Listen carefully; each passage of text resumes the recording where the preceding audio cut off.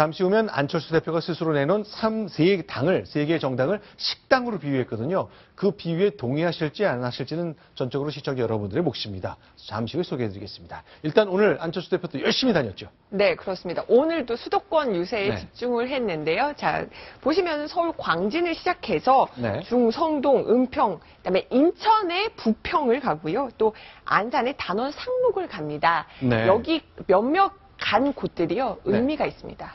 네. 일단은 안산 상록의 경우는 네. 바로 그 김영환 후보의 지역구고요. 네. 그다음에 인천 부평의 경우는 바로 문병호 후보, 그러니까 안철수 대표와 그 측근들이 네. 지금 아주 접전을 벌이고 있는 곳인데 네. 조금이라도 마지막까지 힘을 실어줘서 수도권에서 한 석이라도 당선시키겠다는 의지를 불태우면서 수도권 유세에 집중했습니다. 근데 이제 재미있는 현상이 하나 있거든요. 다 알고 계시겠지만 새누리당과 더불어민주당 아이고 죽겠습니다. 살려주십시오 하고 사과하고 무릎 꿇고 큰절하잖아요. 근데 안철수 신당으로 불리는 국민의당은 전혀 다른 낙관적 브리핑을 했습니다. 오늘 있었던 일이잖아요. 네, 이 여론조사 결과를 얘기하면서 이제 저희가 이것도 그러니까 100 브리핑이기 때문에 어떤 후보가 앞섰다는 건지는 또 그 여론조사 결과를 공표할 수 없기 때문에 네. 저희가 부득이하게 이름은 가렸고요. 어쨌든 우리 후보들 다 그 접전 지역에서 굉장히 앞서고 있다. 그러니까 네. 땡땡땡땡땡땡 후보 두 사람은 이틀 전 여론조사 돌려봤더니 앞섰다. 어제 또 해봤더니 승기를 잡은 듯하게 나왔다면서 굉장히 낙관론을 폈습니다. 24시간 되면 다 확인됩니다. 네. 자, 두 번째. 또 다른 세 번째 후보, 네 번째 후보는 계속 상승세인데 어제 조사 또 역전했다고 얘기했습니다. 이 김경록 대변인 얘기대로라면 적어도 뭐 호남 밖에 어딘가인데 네 군데 이겨야 되잖아요. 자, 그래서 궁금합니다. 박성부 국장. 네. 왜 이러는 겁니까? 원래 이러는 겁니까? 아니면 국민의당만 특이한 건가요? 그 지금 보면은 새누리당이나 더민주당은 일반적인 여론조사 기관이 예측한 수치보다 대개 5석 이상, 10석 가까이 실제 자기들은 낮게 나온다라고 지금 추산을 하고 있지 않습니까? 네. 이 이유는 이른바 뭐 엄살 전략이라고 얘기하는데 네. 지금 우리가 이렇게 어렵습니다라는 걸 강조함으로써 마지막 투표를 가 말어. 나 이거 이 당을 지지하긴 했는데 네. 요새 하는 짓이 영 마음에 안 들고 투표하러 가기 싫다라고 네. 하는 이런 망설이는 고정적 지지층을 투표장으로 끌어내려면 네. 우리가 이렇게 어렵고 우리가 지면 큰일 나지 않습니까? 라는 이거 투표장 끌어내기 전략이라면 지금 국민의당 같은 신생 정당은 네. 고정적 지지층이라는 게 거의 없지 않습니까? 네. 어떤 새로운 정치에 대한 어떤 기대와 희망을 갖는 제3지대, 중간층 지대 이런 층들을 끌어들여야 되는데 이런 층들이 국민의당을 찍었다가 사표가 되는 거 아닌가?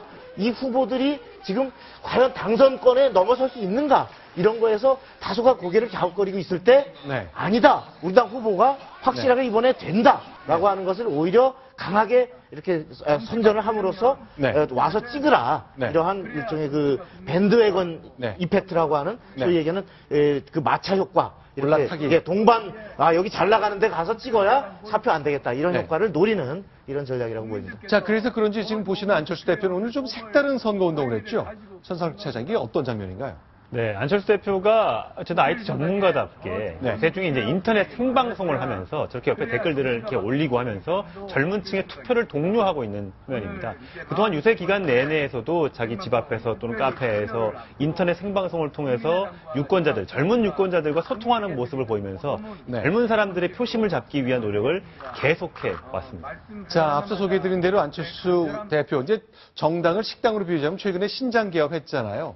자, 새로 만든 식당의 주인이신데 과연 기존의 식당과 자신을 어떻게 비유했는지 아까 말씀드린 대로 안철수 화법을 통해 그 비유를 들어보겠습니다. 제가 최근에 들은 농담이 하나 있는데요. 그 식당이 세 곳이 있었답니다. 새누리 식당에서는 다시 만들어 드릴게요. 죄송합니다. 그리고 또 국민식당에서는 맛있는 음식 만들어 드리겠습니다. 그리고 더민주 식당에서는 국민식당 가지 마세요. 그랬답니다. 손수 변호사. 네. 비유가 적절했다고 보십니까? 어떤가요? 국민의당 입장에서 볼 때는 그 더불어민주당 측에서 계속해서 국민의당을 투표하는 것이 새누리당 도와주는 것이다. 네. 그러니 더불어민주당을 지지해달라라고 계속 그렇게 이야기를 하고 있으니까 네. 그 말에 대한 반격을 한 것으로 보이는데요. 네. 과연 맞는지 여부는 뭐 지지자에 따라서 성향이 다를 것 같고요. 과연 지금 안철수 대표가 지금 얼굴에 좀 미소도 이제 점점 더 보이는 것 같은데요. 과연 어느 정도 표를 얻고 어느 정도 의석을 얻을지 저도 사실 내일 24시간 후 이 시간이 굉장히 기다려지고 있습니다. 궁금합니다, 저도. 네. 자, 그러면요, 이제 제1야당인 더불어민주당에서는 우리가 진짜 야당이니까 가짜 야당 찍지 말라는 취지로 설명을 하고 있거든요. 우리가 진짜 식당이라고 이제 안철수 대표는 설명을 했군요. 자, 이제 안철수 대표 마지막 선거 유세는 역시 자신의 지역구겠죠? 그렇습니다. 네. 왜냐하면 본인의 지역구도 지금 접전을 펼치고 있기 때문에 수도권을 네. 쭉 돌아서 오늘 마지막 유세는 노원에서 바로 자신의 지지자들에게 또 지역구 주민들에게 호소하면서 마무리 지을 예정입니다. 자, 그러면요. 이제 모든 사람이 궁금한 것은 3당을 안 찍는 이유 중에 하나가 뭐 찍어봤자라는 생각 때문이라는 게 안철수 대표가 제일 걱정하는 건데요. 박성국 국장. 네. 결국 선거는 내일 끝납니다. 네. 어찌됐건 현재 분위기로서는 20석 이상을 얻어서 원내 교섭단체 만들 걸로 보는데요. 내년 대선까지 안철수가 사는 법 어떨 거로 보십니까?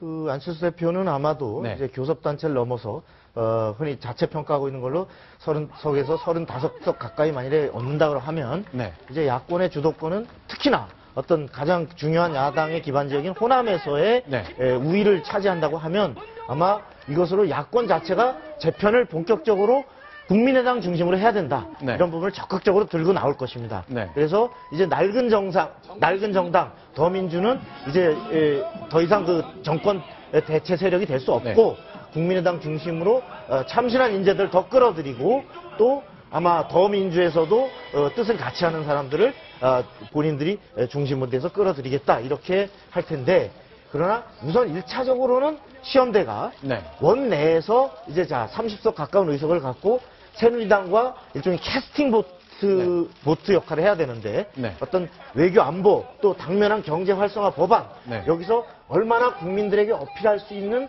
그야말로 저 당은 정말 나라를 생각해서 뭔가 판단을 하고 움직이는 당이다 하는 신뢰를 심어주느냐 네. 그렇지 않으면 다시 어떤 호남 지역주의에 기대면서 다시 더민주를 대체하는 또 하나의 어떤 낡은 행태로 본인들이 네. 비판했던 식의 네. 제가 더민주를 낡은 당이라고 하는 것이 아니고요. 네, 네. 예, 그런 형태로 만일에 가서 다시 원내에서 어떤 과거에 이른바 발목 잡는 정당 네. 뭐 이런 형태로 다시 되풀이 된다면 또 다시 국민들의 평가를 받게 되면서 또 다른 위기가 봉착하지 않을까 네. 생각이 듭니다. 자, 이제 채널A에서는 내년 이제 총선 보도할 때 약속 2016이라는 표현을 쓰거든요. 안철수 대표 이제 새로운 야당상을 보여주겠다.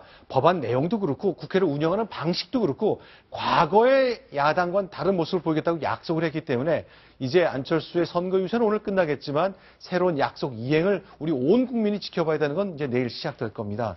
과연 어떤 모습일지 내일 그 첫 고비를 맞게 됩니다. 다음 소식도 야당 얘기 조금 더 보겠습니다. 순위 확인합니다.